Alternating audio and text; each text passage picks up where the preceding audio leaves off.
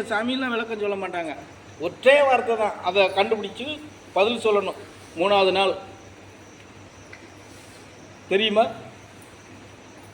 இல்லைன்னா கொச்சையாக கேட்பார், இங்கே எதுக்கடா வந்தேன்னு கேட்பார்.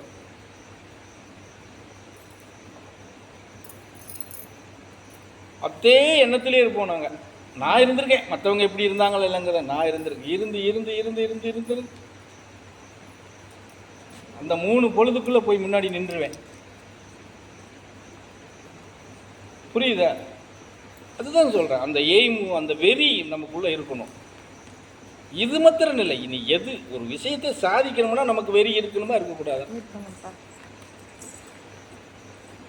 அப்போ அந்த முயற்சி, அது விடாமுயற்சி இருக்கணுமா இருக்கக்கூடாது? அப்படி இருந்தால் மாத்திரம்தான் நம்ம எந்த விஷயத்திலையும் சாதிக்க முடியும். அதுக்காக உடனே நம்ம சாதிச்சிருவோம், உடனே நம்ம எகிரி குதிச்சு போயிடலாம் அப்படின்னு நினைச்சினா முடியாது. ஆமாம். இப்போ இன்னைக்கு இந்த இடத்துல நான் உட்காந்து இவ்வளோ தூரத்துக்கு இருக்கிறேன் அப்படின்னா, நான் என்ன ஒரே வருஷத்தில் இல்லை 5 வருஷத்துலேயே வந்துட்டேன். 19 வருஷம் எதையெல்லாம் இழக்கணுமோ அத்தனையும் இழந்து, அது ஒரு பொருளாகவே கருதாமல் நம்ம எடுத்துகிட்டு போகிற விஷயம் மாத்திரம்தான் நமக்கு இலக்கு அப்படிங்கிற பயணம் பண்ணதுனால தான் இன்றைக்கி இங்கே இந்த இடத்துல உட்கார வச்சார். இல்லைன்னா உட்கார வைப்பாரா?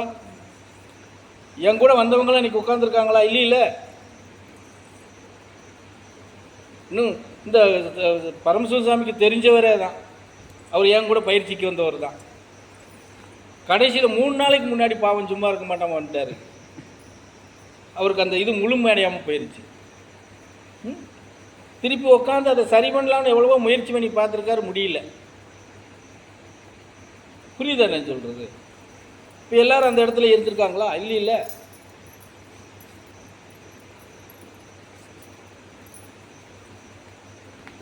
அவர் இருக்கிறது